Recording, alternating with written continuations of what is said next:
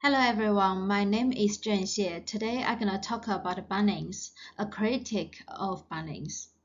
Bunnings is one of the largest and most influential hardware store in Australia and New Zealand. This presentation is based on the Bunnings Community and Sustainability Report 2025 and the ABC Four Corners documentary investigation about Bunnings. My aim about this presentation is to analyze how Bunnings manages its conflict. What is its organizational culture, why it resists to change and how to change, and the overall change implementation of Bunnings. So firstly, let's look at the background. So Bunnings is a major Australian and New Zealand hardware retailer. I would like to say Bunnings is an iconic brand, has a strong reputation in Australia and New Zealand. It is well known for its large warehouse stores, low price strategy, and a strong community presence. According to the report 2025, Bunnings contributed 67.8 million to the community initiatives, delivered over 77,000 activities, and shifted to 100% renewable electricity across all of its sites. This achievement strengthened its reputation as a socially responsible organization. However, the Four Corners documentary presents a different perspective. It reveals concerns about pressure on suppliers, anti-competitive behavior, and aggressive commercial practices. Although Bunnings claims to have only 17% market share, many industry stakeholders said that it occupies definitely over 30% market share and it behaves like a dominant market leader. This contrast forms the basis of my critique. So I want to examine not only what Bunnings claims to be, but also how its stakeholders experience in the real-life world. The conflicts of the issues. The documentary highlights that there are several serious conflicts between Bunnings and its suppliers. For example, Brookland Nursery said they felt like slaves to Bunnings, and Bermuru Nurseries reported being threatened after asking for the price increase. And some small independent retailers like Woodman Mithai 10 said they cannot compete and facing the risks of shutdown as a huge Bunnings warehouse will open next door soon. These issues reflect a major power imbalance in the supplier chain. Suppliers fear of losing contracts and they fear unsafe rising concerns. This is a clear lack of psychological safety.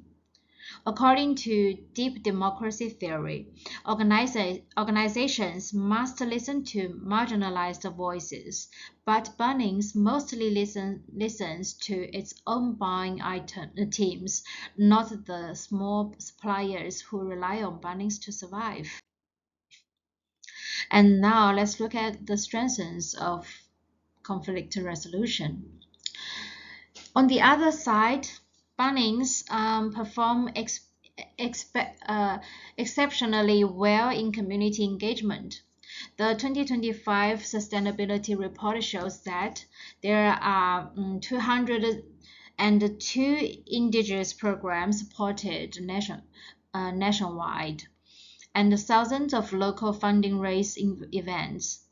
And there are strong partnerships with schools, emergency services, and charities. All these examples show that Bunnings can create good, trusting relationships, but not with all stakeholders.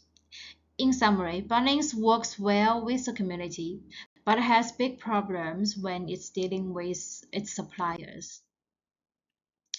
The resistance to change at Bunnings can be explained through Kagan and Lay's immunity to change theory. Externally, suppliers and small businesses resist Bunnings' expansions because they fear of the market dominance, job losses, and environmental concerns, for example, the timber sourcing. From internally view, Bunnings has conflicting commitments. On the surface, it promotes sustainability and community values, but underneath, it remains deeply committed to lowest cost strategy, strict supplier control, and fast expansion. These hidden commitments making change difficult. The 2025 Sustainability Report shows impressive progress. For example, 90.5% reduction in Scope 1 and 2 emissions, and the recycling of 1,300 tons of e-waste. However, supplier-related practices have not improved at the same pace. Because Bunnings is not equally willing to change in all areas, resistance keeps happening in the part that involves ethical problems. For the organizational culture, Bunnings can be understood by using Session's three levels of organizational cultures. The first level is artifacts. It is visible elements. Bunnings demonstrates strong sustainability artifacts. For example, 100% renewable electricity, national recycling programs, community support events across Australia and New Zealand. These artifacts show an outward commitment to environmental and social responsibility. Second layer is values. Bunnings publicly claims values such as fairness, inclusion, and community care. And the third level is underlying assumptions. The documentary reveals deep-rooted commercial assumptions, prioritizing efficiency and cost over collaboration, maintaining tight control over suppliers, focusing more on operational superiority than ethical partnership.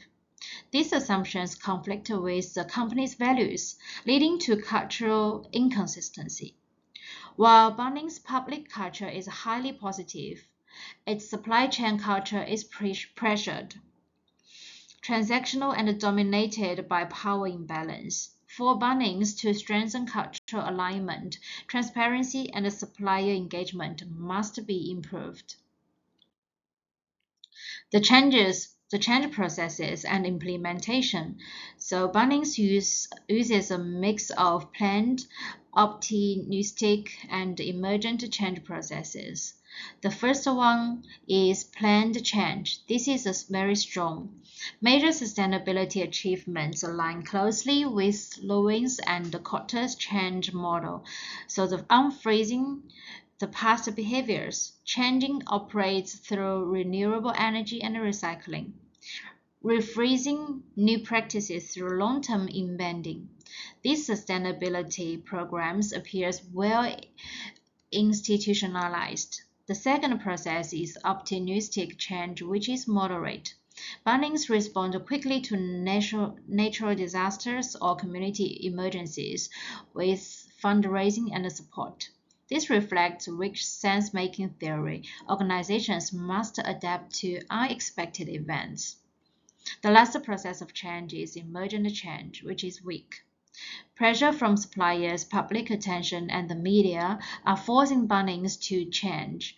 But because Bunnings makes most decisions from the top, it cannot respond quickly or flexibly. Complexity leadership theory says that organizations need shared decision making and flexible structures to handle unexpected changes well. Bunnings is obviously not at this level. So using Sense 5 disciplines, Bunnings partly demonstrates characteristics of learning organization. It has strong systems thinking through environmental initiatives, and also has strong internal knowledge sharing, especially regarding sustainability metrics. The weakness of Bunnings are external knowledge management is weak. Suppliers report slow communication and lack of consultation. Outdated mental models, organizational design is too centralized. Incentive focus on cost and efficiency. So to support learning, Bunnings needs to be more decentralized. decision-making, stronger supplier feedback systems, and incentive structures that reward ethical behavior, not just sales and cost efficiency. In conclusion, Bunnings is a strong leader in environmental sustainability and community engagement. These achievements in renewable energy, emission reduction, and community partnerships are impressive and show effective planned change. However, Bunnings faces significant challenges in supplier relationships, organizational culture, and emergent change processes. This is a clear mismatch between its public values and its internal commercial practices. Therefore, improving transparency, supplier fairness, and cultural alignment is essential for Bunnings to maintain long-term trust and avoid regulatory risks. Some recommendations here. So firstly, create a transparent supplier partnership framework. Secondly, establish a supplier advisory council. Thirdly, launch a cultural alignment program. And number four, include ethical sourcing KPIs in management performances reviews. And lastly, conduct an independent audit of competitive behavior. All of these strategies will help Bunnings build a more transparent, ethical, and adaptive organization. Thank you for today.